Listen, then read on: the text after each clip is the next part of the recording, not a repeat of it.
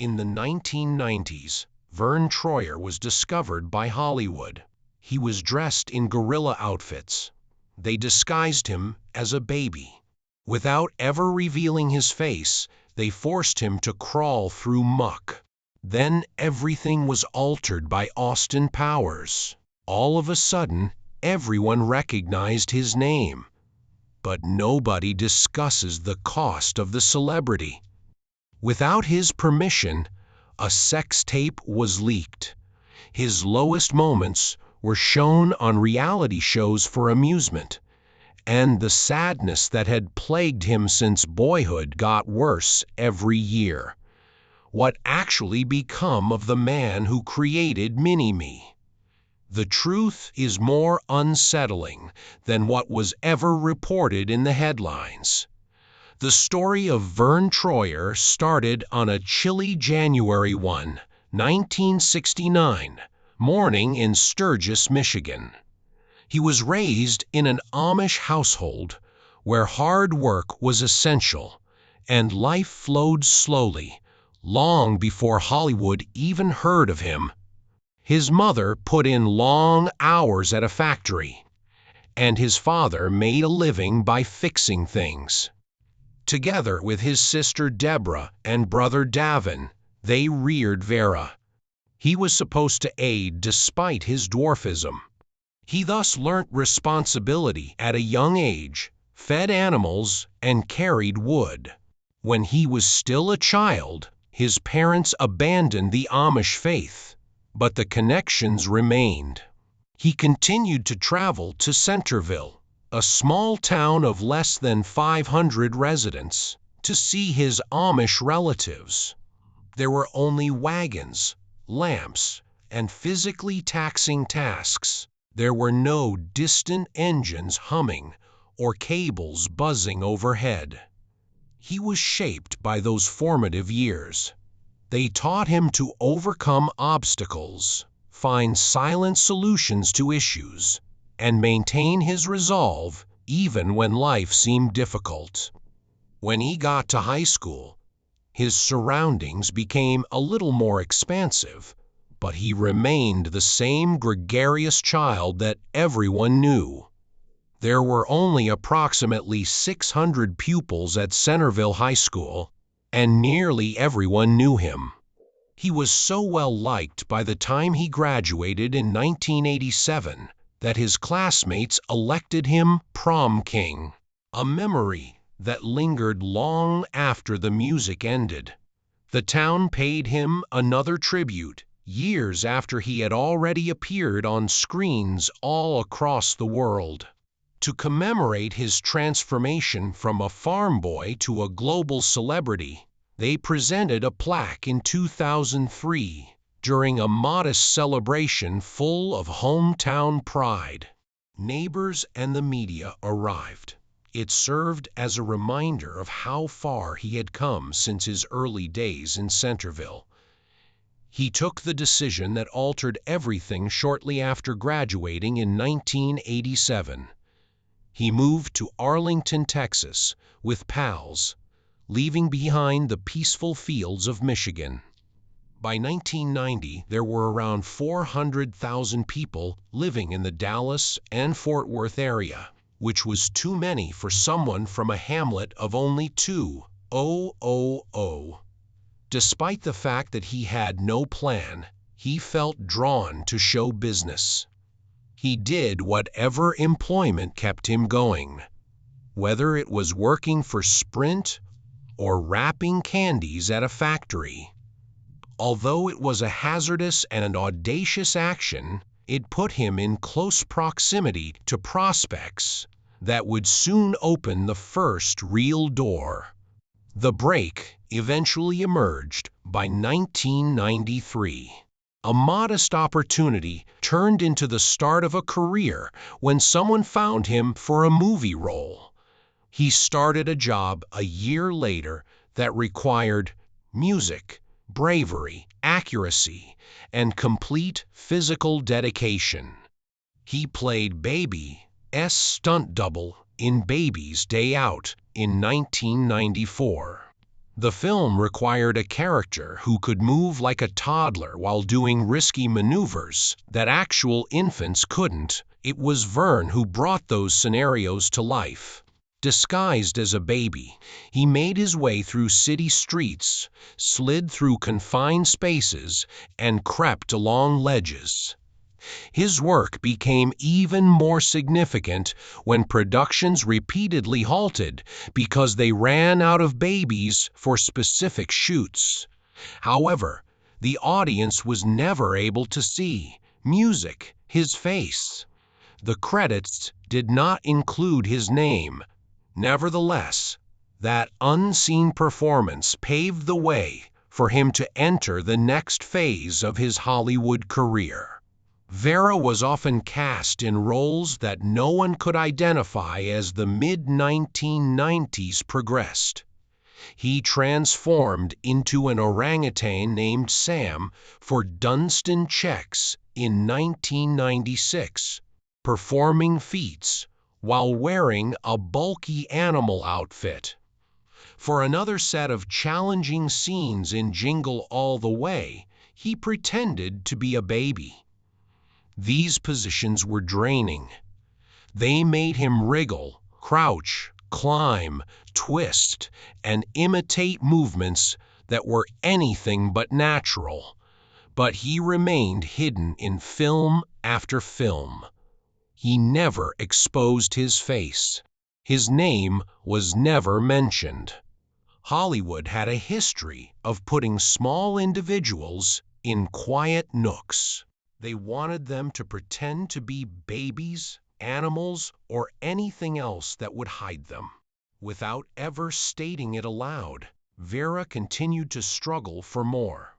Then Men in Black's extraterrestrial outfit appeared. Verne portrayed the alien sun in an animatronic outfit designed by Rick Baker in the 1997 film, which went on to become one of the year's biggest hits. In this role, he was not seen by anyone, but the character was seen by everyone. Though brief, the scenes left a lasting impression. Once more, he gave life to something that would have remained motionless without him. Once more, there was no credit. Unaware of the labor behind it, audiences relished the moment. Instead of viewing him as an actor with talent and a face worth showcasing, Hollywood continued to view him as a body that could fit into a costume. A year later, a slight change occurred. He played a mere waiter in the 1998 film Fear and Loathing in Las Vegas. It was one of the rare occasions when he was perceived by the world as Verne Troyer, rather than an animal, a baby, or a thing. Although it was a little role, it was significant because it allowed him to appear on screen as an ordinary person. It validated his pre-existing knowledge that he could contribute to a movie in ways other than stunts or physical humor. However, Hollywood continued to shove him back into suits and obscure corners, despite that minor win. He wore a gorilla suit for the movie Instinct in 1999. For him to be able to move inside the costume, which was made by the Stan Winston studio, it needed to be continuously tested and adjusted. It was challenging to perform in the heat, crawl on all fours, and breathe through layers of foam. He delivered once more, though. Nevertheless, the camera never identified him. When Mike Myers and Jay Roach met him at Austin Powers auditions, The Spy Who Shagged Me in 1999, everything changed. The storyline almost seemed like a throwaway concept thrown in for music's amusement, and it had many of me dying early. However, everything changed when Verne entered the room and displayed his distinct timing, facial gestures, and innate physical humor. Myers advocated for a rewriting of the position. Minnie May made it through. His musical presence grew. One of the main reasons people remembered the sequel was because of the character. A role wasn't saved by that audition alone. Vera's entire career was altered by it. Mini-Me became a symbol almost immediately. Everywhere he went, he was instantly recognizable. Even so, the realization had complex repercussions. The manner Minnie May was written left a lasting impression on him despite all the popularity. The character lacked a true identity and was treated as an item. Scenes turned him into a joke handed around for cheap chuckles, a pet or a baby attached to Dr. Evil's chest. Because he resembled a newborn, one character even made a joke about eating him. These musical moments weren't merely meant to be humorous. They held echoes of damaging preconceptions that have trailed the small people for ages. The jokes relied heavily on embarrassment. They counted on his bulk. Instead of seeing him as a complete person, they viewed him as something to make fun of. Another depth was added by the violence. He was crumpled, smashed, kicked, and thrown for laughs in the movies, which mirrored traumatic periods in history when small people were kept for amusement. Although the audience found it humorous, Vera's identity was greatly affected. After those films, strangers tapped his head without permission and yelled, "Mini-Me," everywhere he went. He once claimed that because of how he was represented in the movies, people treated him like a lapdog. He carried that moniker through restaurants, sidewalks, and airports for nearly 20 years. Verne was hardly ever seen. The character was the only thing they saw. His personal life was burdened by such continual pattern casting. When the cameras were off, it followed him into silent times. It shrank the universe in ways he never requested and forced him to face challenges he made a concerted effort to conceal. His fame peaked in 2002 when he returned for Austin Powers in Goldmember, but the cage around him grew tighter. He became famous and affluent from the job, but it also turned into something he was unable to avoid. Even in Harry Potter and Dr. Parnassus's Imaginarium, Mini-Me was still shown to audiences first. Whatever he did was irrelevant. That darkness remained affixed to him. The strain eventually had an adverse effect. Around him, depression grew, music, substance misuse began to spread. He felt caught between his true self and what society expected of him. As Griphook, the goblin that opens Harry's vault, Verne Troyer entered the Harry Potter universe in 2001. However, nobody ever saw him. Thick layers of makeup and prosthetics covered his face, making him appear less like a human actor and more like a beast hauled out of a dark cave. Nick Dudman's makeup crew would glue pieces to his skin, tighten masks, tweak animatronics, and gradually erase him while he sat for hours. Despite being a member of the most popular movie series at the time, he was unnoticed and concealed when he eventually entered the set, appearing to be merely a shadow of the role he had performed. Warwick Davis eventually replaced him in the role, which was so obscure that many sources failed to give him due credit. The pattern was beginning to take shape.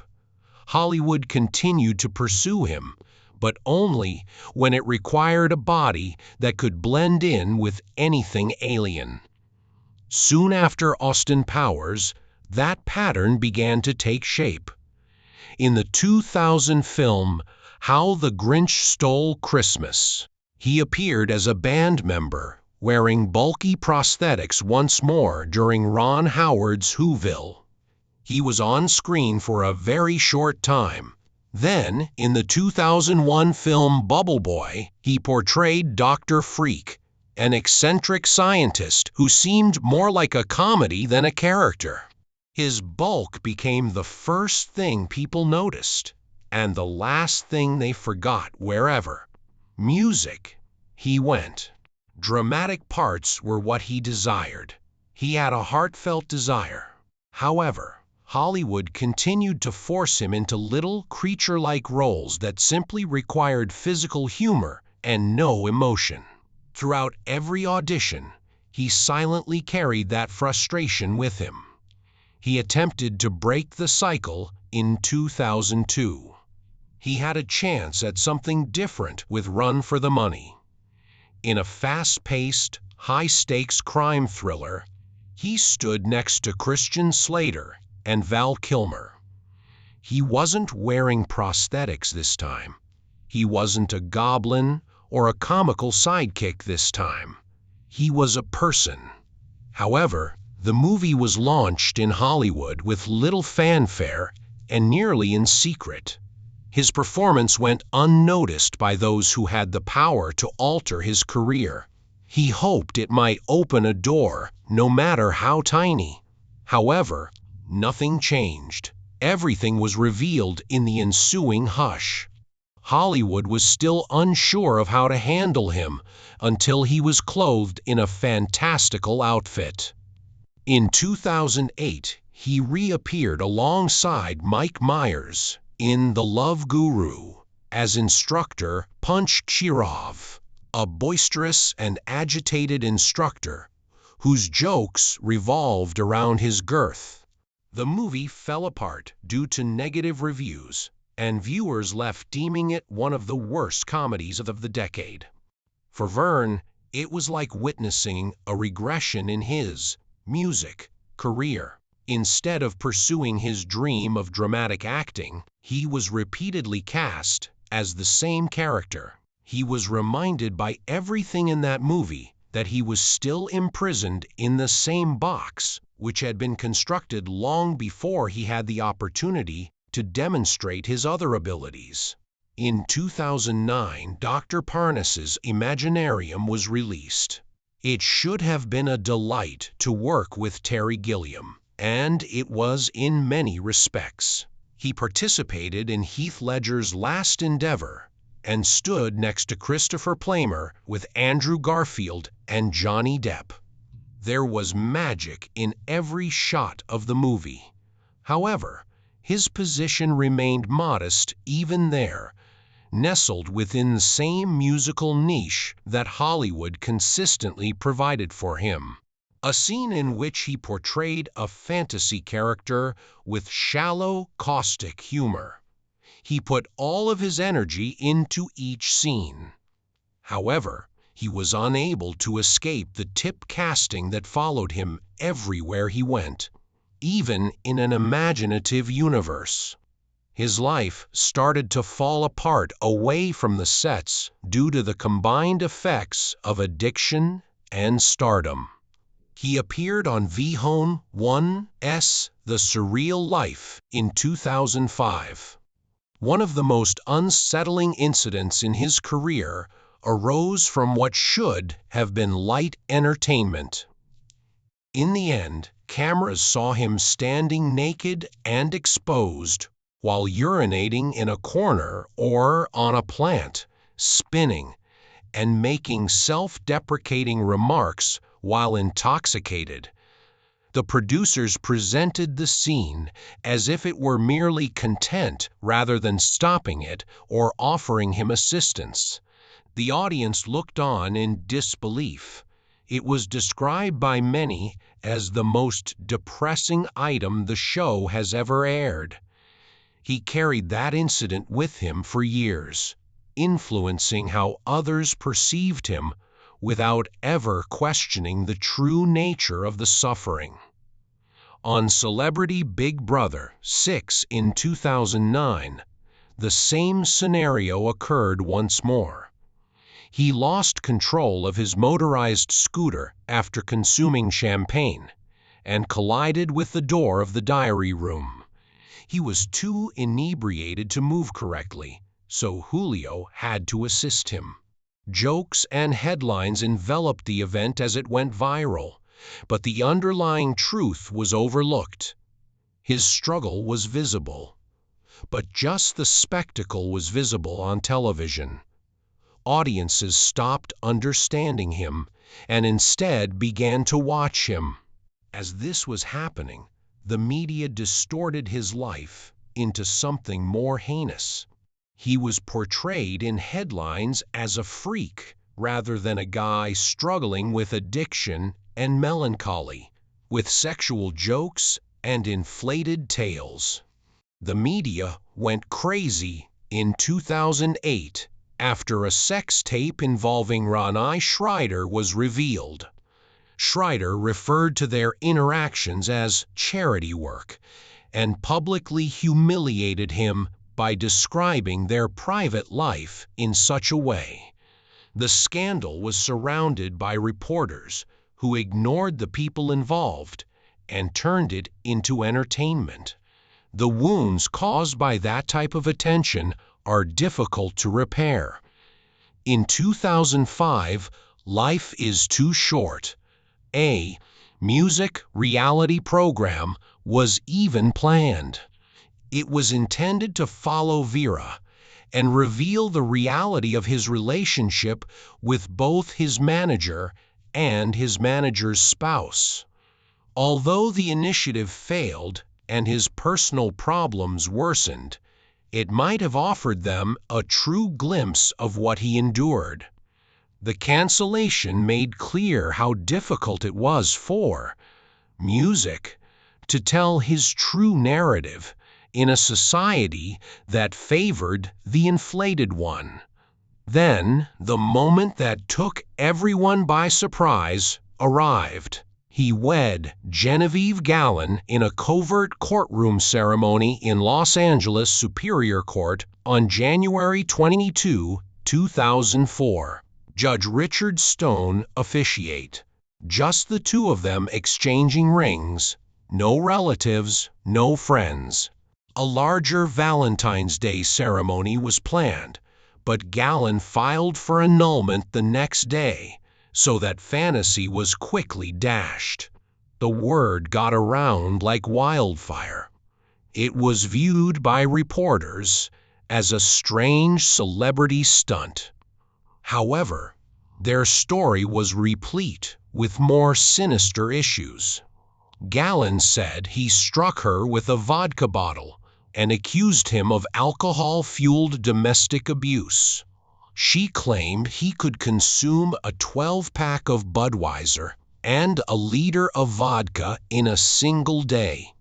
She said that she rushed to the courthouse to dissolve the marriage because of the abuse. His attorney retaliated, saying he had been deceived and of unsound mind. The back and forth became a spectacle for the media. Every detail was made public. Each accusation made headlines.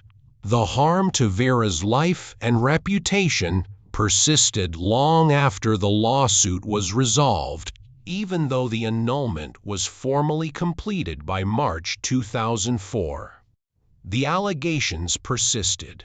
Gallon discussed their crazy sex life and his drinking, music, habits. According to her, they may have up to 10 45-minute sex sessions in a single day. Millions of people were entertained by these revelations, which were published in tabloids worldwide. She talked about aspects of their intimacy, such as things she had experienced rather than conveyed. The circus was further fanned by the way she described him. The world watched more as music, spoke. Producer Mark Cronin entered the fray by asserting that Vera's life credits are too short and that Gallon coerced her into marriage in order to secure her position. It was Cronin who suggested an annulment to protect Vera. She denied. Nobody was certain whose account was accurate, and the uncertainty cast yet another pall over Vera's life. He had nowhere stable to stand, and everything around him continued to swirl. Since the audio was made public on June 25, 2008, long before Verne Troyer had a chance to defend himself, the leak came as a stunning shock. The video was shot in private earlier that year over Easter weekend in Beverly Hills and Fort Cobb, the hometown of Ronnie Schreider. The next instant, it was being distributed without his permission. After Schreider, a former actress, gave TMZ the clip, things quickly took off. The broker who had handled Paris Hilton's tape in 2003, Kevin Blatt, seized it and began looking for offers as high as $100. Verne didn't want anyone to see any of it. He was exposed to millions of people because he had trusted someone music, cared about, and that trust was betrayed. He wasn't the only one surprised by the disclosure. He felt deprived of his own solitude and crushed by it. The incident quickly became more loud and messy, and Vera was forced to defend herself.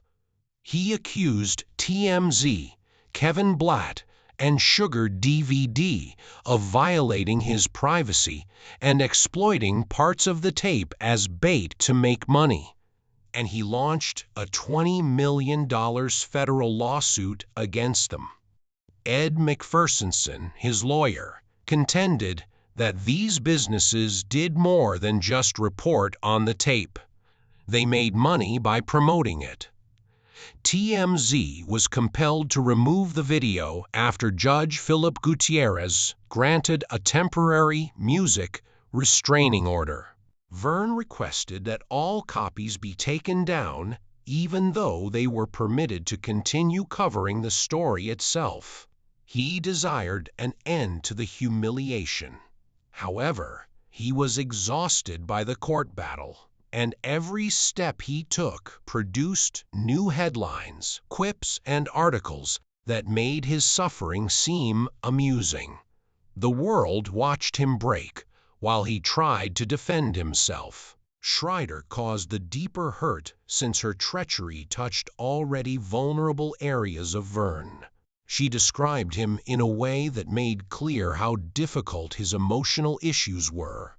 She characterized him as someone who drank himself to death in order to forget how miserable he was, and who was angry at the world. Those remarks demonstrated that Vera was engaged in internal conflict even before the tape came to light. The leak revealed more than just private moments. It revealed a man who had been struggling to keep himself together while in silent pain. The world transformed his pain into rumors rather than providing assistance. The media only paid attention to the story's sexual shock value after they obtained it. The headlines overstated every aspect and boiled him down to corny jokes. Some referred to him as the sex-obsessed mini-me, as though making fun of him was the simplest way to get people to like him. The fact that he had been violated was almost entirely ignored by music. The lack of consent was hardly discussed.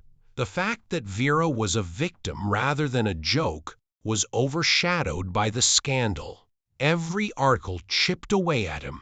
His private life seemed even more limited with each disparaging headline. The world would not allow him to move on from the catastrophe. In actuality, though, Vera had been having difficulties long before 2008.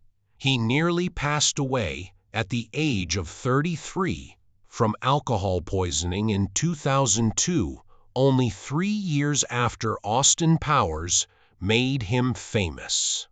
He had only been married to Genevieve Galen for 2 months when he broke up with her. Overwhelmed and heartbroken, he descended into a drinking binge so extreme that medical professionals thought he might not make it. The amount of alcohol in his blood was high enough to kill most persons. That near-death experience revealed the ways in which loneliness, heartbreak, and stardom had clashed within him. It marked the start of a conflict that would continue for another 16 years. In 2002, he checked himself into rehab following the overdose. He remained sober for some time. After experiencing a relapse in 2006, he checked himself into a different treatment facility in Michigan. Music, that encapsulated his existence was mentioned by Elena Fondaro, his manager. Alcoholism is a chronic illness. Verne attempted to stop himself after realizing he was slipping. However, every setback made the subsequent recuperation, music, more difficult. Every rehab stay was reported by the media as breaking news, which put more strain on a guy who was already under constant scrutiny. His narrative turned into a never-ending cycle of making an effort to improve and reverting to his old habits. He was admitted to the hospital once more in April 2017 to receive treatment for his alcoholism. He chose to address his fans personally this time. He told them on Instagram that he was struggling day by day and making another attempt to get back on his feet. His representative, Music, claimed he was receiving the best care possible, despite TMZ reporting that his blood alcohol content was dangerously high. It was an honest and unvarnished message. It came from someone who wished to think he could still make a difference. Unfortunately, it was his final try. His health continued to deteriorate, and the burden of the struggle that had followed him for years increased. The number of hospital visits increased over time. According to TMZ, he visited rehab several times, and each time his alcohol levels proved how much suffering he was trying to hide. His blood alcohol content was 3 times the legal driving limit in April 2018. His family and manager claimed that he used alcohol as a coping mechanism for the emotional upheavals and depression that prevented him from ever sleeping. Every relapse wasn't a failure. It demonstrated the extent of his pain. On April 3, 2018, Vera contacted 911 from his North Hollywood home, starting the last chapter. He repeatedly expressed his want to die in a slurred, dejected voice.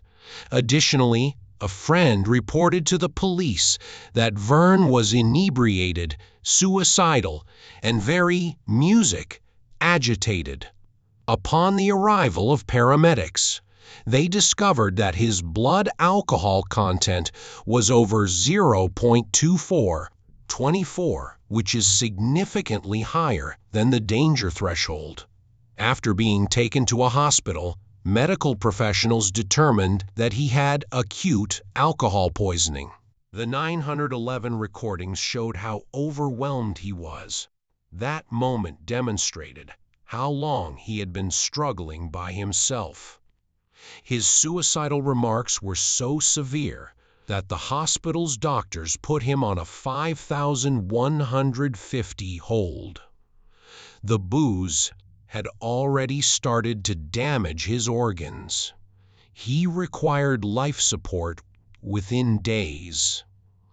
The damage swiftly spread to his heart, kidneys, and liver. He was never conscious again. On April 21, 2018, his family painfully decided to stop life-sustaining therapy after 18 days. His age was 49. His death was determined to be a suicide due to alcohol consumption by the Los Angeles County coroner.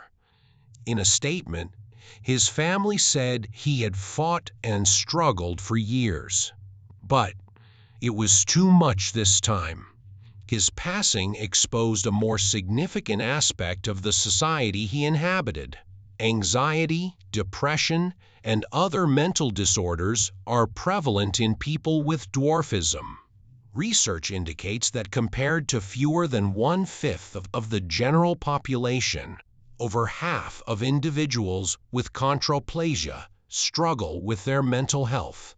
Because of the stigma, many people remain silent. That quiet transforms music, suffering into something concealed. Additionally, there is a lot of verbal and physical violence. 12% of dwarfs say they have experienced physical attacks. Almost 80% claim to have experienced verbal abuse or mockery. Persistent humiliation like this causes severe psychological damage.